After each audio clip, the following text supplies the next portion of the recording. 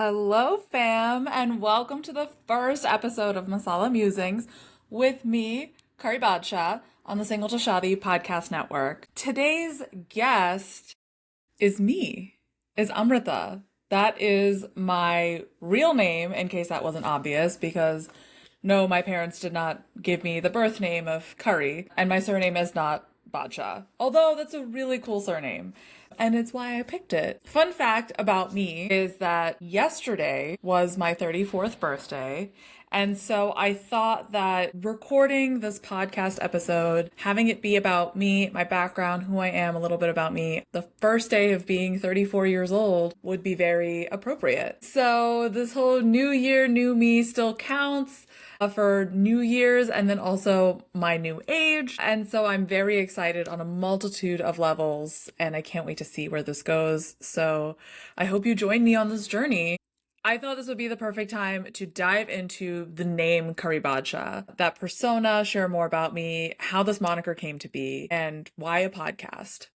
So, as I mentioned, my real name is Amrita, and as of today, I am officially 34 years old, and I'm also still very single. No situationships, no friends with benefits, no anything. I don't even have dating profiles anymore. I deleted all of them because I just started to feel like it wasn't working. And one of the things I really have worked through is that if I really genuinely don't believe that something is working, to just let it go. Because holding on to it does not necessarily mean that it is going to work out if I don't believe in it sincerely. Anyway, I've had a number of experiences that have redirected and changed the way that I date, including getting rid of all my dating apps. And I really do want to be in a relationship. And I think with the right timeline and belief, it will happen when it's supposed to happen. And I didn't get to this place very easily. Like I said, I've had a lot of experiences of things that have just shaped who I am today. And that is how I came to be Kari Badsha. If you know the popular HBO series that's now on Netflix called Sex and the City, you'll know the main character is 30 something Carrie Bradshaw. She's played by the infamous Sarah Jessica Parker, and she writes a column called Sex and the City, which, according to Wikipedia, and I'm going to read this word for word, centers on Carrie's personal experiences with dating and relations, as well as those of her close friends. It also includes her reflections on the dynamics between men and women in New York City. Around age 31, I decided I was going to start dating with intention. Although my life wasn't exactly where I wanted it to be, I felt like I finally had a direction that I knew that I was going in with my life. And so I was ready to incorporate someone to grow with me. Like many of you out there, I heard the following phrases one too many times from weddings, aunties, friends at these weddings saying, okay, you're next. When's your wedding? Why are you still single? Or some other combination of such ridiculous questions and statements. And so my answers always included something along the lines of, I'm trying, it's not been easy, or do you have someone to set me up with? Maybe you can help the process along. But some of those shut some aunties up really quickly, or they go like, oh, I didn't know you were open to being set up. I'm like, yeah, what I'm doing is clearly not working. And yeah, if you're also just as concerned as me, help me out. It's just fun to get aunties' reactions sometimes. But I think what catches them off guard rather, is that they go, oh, you're willing to be set up? And I'm like, again, dating apps are not working for me. I've tried for some years now. And who is dictating how this is supposed to work out? Only the universe, only God. Like, whether it's a setup or an app or a bump into someone, meet cute situation, I don't know how I'm supposed to meet my person. So I'll take all the help that I can get. Anyway, one day I had 3 dates lined up, and on my personal Instagram, I invited my friends to come along. I just posted on stories and I did a little get ready with me, and then I was like, date number 1, it's with this guy. This is why I liked him. I met him on this app and agreed to meet up with him. So come with me. Come with me. And I didn't like film the whole date or anything. I went on the date and then after the date, I sat in the car and I did what I started to call car confessionals. I sat in the car and I would talk to all my friends and say, okay, here's how the date went. It was good, bad, whatever. And I would kind of give a little rating and be like, 6 out of 10, or like 3 stars. And so I would recap the date that way. Because I get very animated when I talk, if you're seeing this video, my stories kind of picked up. Friends were telling other friends about my hilarious stories and how ridiculous some of these guys are. And next thing you know, I have friends of friends asking to be my friend on my private and personal Instagram. And I started just collecting people that I eventually one day was like, I don't recognize half the people I'm seeing on my grid. And then I realized, okay, people are getting really excited about these stories. Maybe I should just separate this from my entire personal life and maybe focus on it. Thus, Curry Badshaw was born. I started off as Curry Bradshaw, spelt like SH instead of SHAW. But after some contemplation, I decided that Curry Badshaw was more badass and more Indian, but still honoring that Carrie Bradshaw name. So to sum up, I was just a regular 30-something Desi girl trying to navigate dating and friendships and myself and sharing my journey so that other women would feel less alone, and it also helped me feel less alone. So Curry Bradshaw, in a nutshell, a great honor and nod to Carrie Bradshaw, the one and the only. So why a podcast, right? Why not stick to Instagram or making TikToks, and why Masala Musings? Well, one, TikTok is about to disappear, so I'm kind of glad I didn't jump on that. It just felt I'm already kind of ADD and I end up wasting a lot of time on Instagram to begin with. And I just felt like TikTok would send me over the edge. Like I would never get anything done. So I was like, no TikTok for me. And everyone ends up reposting it to Instagram anyway. And I just figured that like it might as well just stay on Instagram then. Two, I have a tendency to ramble and I like spilling all the tea in my stories. I think I need to color in all the lines, and it's impossible to limit to a 90-second reel. Even discussions around this podcast, I was like, what if I talk too long? And they're like, you're going to have to learn how to not talk for more than like 45 minutes. So I usually post to Instagram stories because like kind of have free range there. But then I've had people say they miss parts of the story by the time they update it, or they want to like grab a glass of wine or like a cup of tea and sit and listen to my entire dating story or whatever it is. A few people did say I should have a podcast to make it easier to listen to my stories. And I agree, but I was like, ugh, it's more work than I intend to do. And honestly, this is supposed to be really casual. That's why I kept it on Instagram. That's why I post on stories. I don't even make reels that often. It's just like as and when the mood strikes kind of situation. So yeah, I was like, yeah, a podcast would make sense, but like, I got time for that. But then, as luck would have it, the folks at Single to Shadi, Radha, and especially Utkarsh as well, noticed me and said, actually, what if you did have a podcast? We can help make that happen. And so, with the launch of the Single to Shadi podcast network, it is such a wild thing to happen to be offered a podcast, because some people just go like, I'm going to start a podcast, and here I am just minding my own business, talking to some people, whoever's listening, whoever this resonates with. Cool, maybe it reaches you, maybe it doesn't, but I'm just talking about my experiences and the work that I've done for myself and being genuine, just sharing my insights and musings. And, you know, I got offered a podcast, and that's just absolutely wild to say those words. It's still just, yeah, I still can't believe that this happened, and it's so wonderful. But I want to clarify, it's also not just about my dating life. Like, yes, that's how the profile started, was with me talking about my dating life, or just like the dates that I went on and how wild they are and how this guy was, how that guy was, and how I felt afterwards. But at one point, I started just talking more about how I came to be the person that I am today and how that has impacted my dating life. Like maybe many of you out there, I've taken breaks from dating and still somehow run into someone who wants to take me out or ask me out or, you know, anything like that. And, you know, I just go like, yeah, okay, sure. Like, let's have some fun. And then have that really change my perspective on, I guess, serious dating. But One of the things that Radha also always says that I agree with is that dating should be fun. Stop making it so serious. It should be fun. Get dressed up, go out, have a good time. And by being your genuine self who is having a good time, like things might actually go better than you expect. Anyway, so Masala Musings came to me through actually a follower and a friend.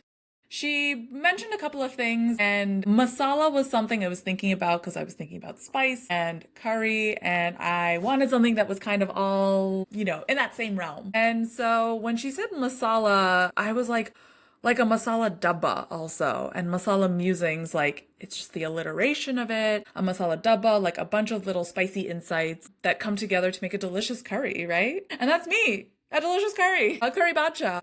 So, yeah, so that's how that came to be as well. This podcast, the name, and here we are doing these things called life and a podcast and dating and musing. But yeah, like what are these elements I plan to talk about? What is the masala in this curry? The past few years, I have had an array of experiences. Um, I've had my fair share of shitty dates with men, some dangerous, some who mean really well, but made me uncomfortable and, didn't pan out. Clearly, otherwise I wouldn't be single. I've also had some really, really beautiful experiences. Clear communicators, attentive men, kind, spoiling me, treating me really well, and what I came to learn is that even though because the ideal of who they were didn't fit in my head and who I thought I was supposed to be with, I dismissed these men, the really kind, attentive men that spoiled me, because somehow I didn't believe they didn't have some sort of ulterior motive behind good behavior. I started to realize that I didn't feel like I deserved being taken care of because. So, what are these elements that I plan to talk about? What's the masala in this curry? The past couple of years, I've had an array of experiences.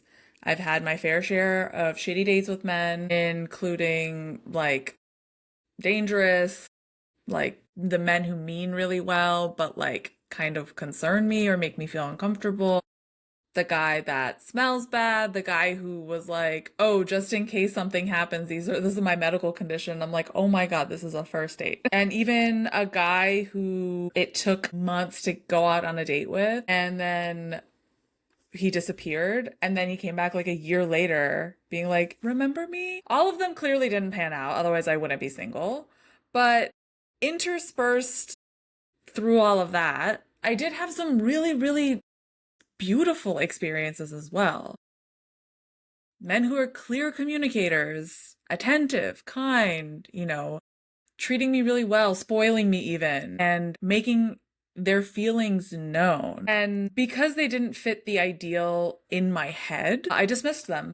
I didn't believe they didn't have some sort of ulterior motive. I didn't believe that they weren't like falling in love with me. And I say that because I would be like, oh, this is going to just be some fun. Like, this is going to be casual because, maybe they're not daisy enough or the right kind of daisy or whatever. And I would, like I said, I would dismiss them and just be like, no, this is not going to be forever. So like, don't catch feelings. If you've ever seen in like a rom-com or maybe even a Bollywood movie, it's like when the hero or the heroine says like, and one rule, don't fall in love with me. And the other person's like, got it. That's not going to be a problem. I was that girl. I was that girl being like, hey, don't fall in love with me, okay? Maybe not literally, but I would remove myself from the equation. I would remove myself even from the possibility of this really, really kind, nice, awesome, attentive man. I would just be like, don't even get any ideas of making me your girlfriend. Don't even get any ideas of like trying to wife this up. But then I was also still looking to be wifed up, just like not by him.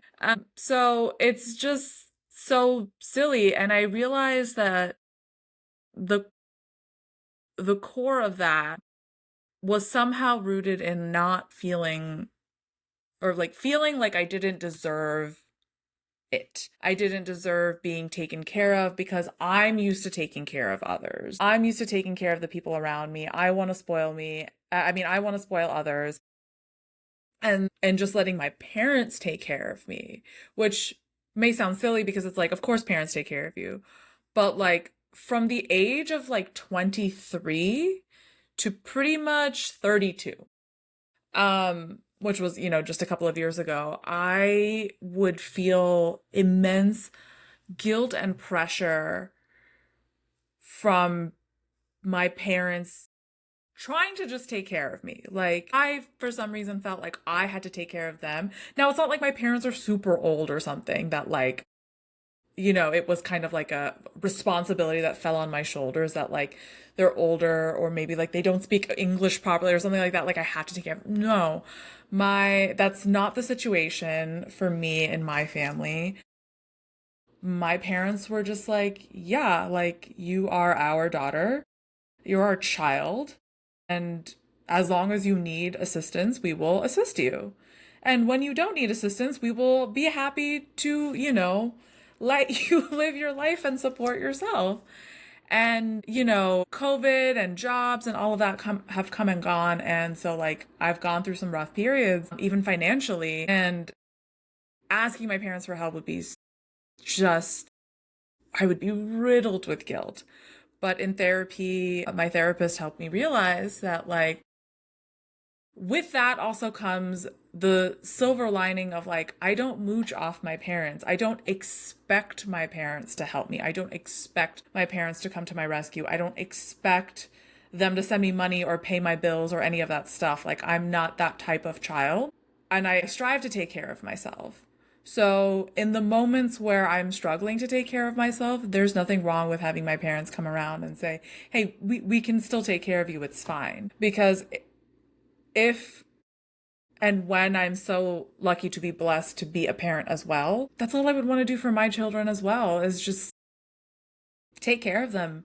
No matter what age they are, make it known that they are loved and cared for, and that even if they make a mistake or are in trouble, like, you can come to me. I'll be there. And so just something as simple as that helped put things into perspective of being okay with being taken care of by my parents, but I realized that I was lacking in accepting that in a relationship setting, even if it was a casual relationship or, a fling, a situation, whatever.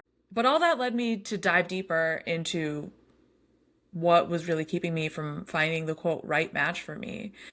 I realized I kept removing myself as an option where I'd be like, well, this is fine for now, but like it can't be long term. And even if the guy wanted it to be long term and was like, this is going really well, I would like to like date you, I'd be like, no, like you're not blank enough or something. And then I would later realize that I had a really good thing going.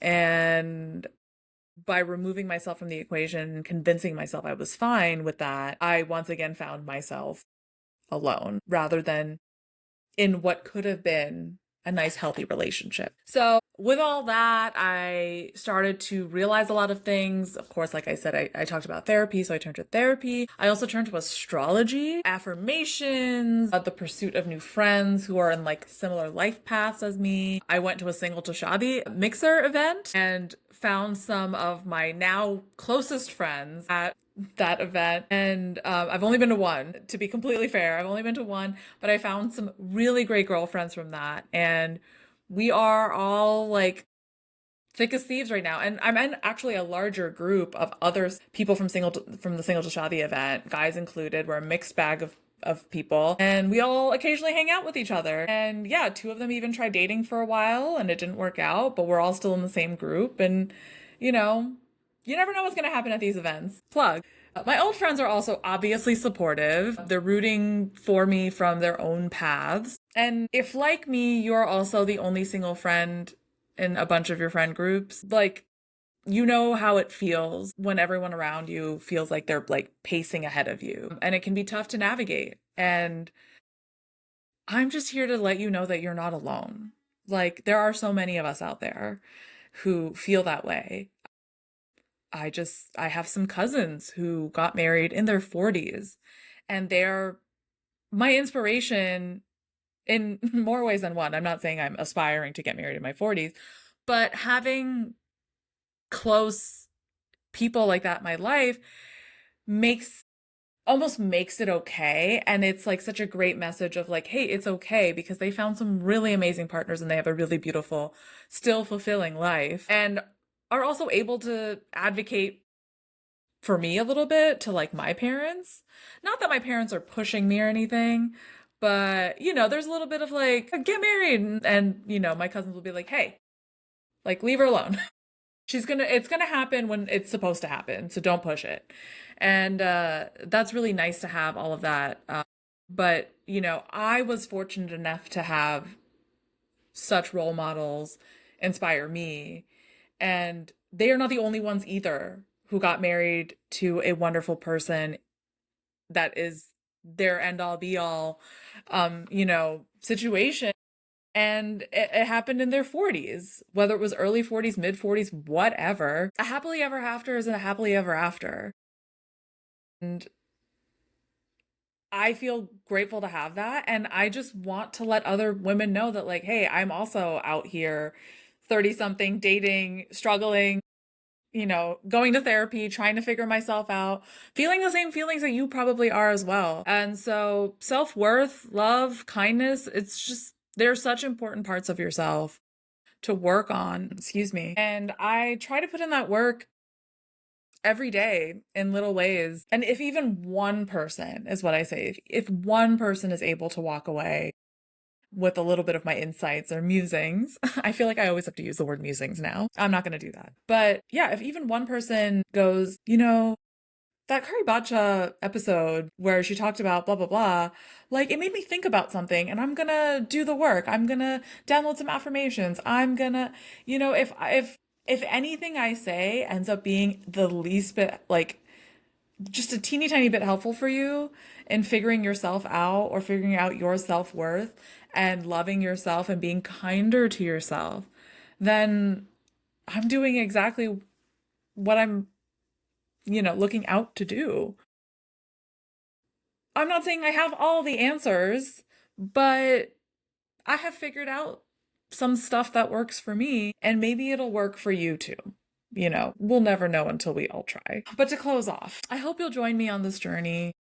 I have no idea the turns it will take with this podcast. If you interact with me on Instagram, I will always do my best to reply back and take your thoughts and insights and suggestions into consideration for each episode and for anything and everything. I even mentioned that, like, a friend and follower helped me name this podcast. I did put it out there on my stories and I said, hey, just send me some suggestions because I'm honestly at a little bit of a block and I don't love anything I've come up with myself. And so I always want to hear from you. This podcast is more for you than it is for me. So if anything I said or will say resonates with you, that's amazing. If anything I said today sticks with you and, you feel like, hey, I can really relate, like she's saying some things that like sound like my life, I hope you'll stick around. For episode 2, I plan to talk about my experience with astrology, how it helped me feel better about my life in general, both dating and otherwise. And for episode 3, I want to actually hear from you. So when this episode comes out, I am going to post a poll to both the grid and the story, and I want you to tell me what you want me to talk about. I say I always have a story for everything, so toss it at me, and whatever sticks is what the episode's gonna be. So follow me at Curry Badshaw on Instagram and follow Single to Shadi Podcast Network to see all the contents. I'm gonna re-record this. So follow me at Curry Bradshaw on Instagram and the Single to Shadi Podcast Network to see all the content and episodes the whole team is putting out. Thanks for listening in, fam, and stay delicious. Curry be out.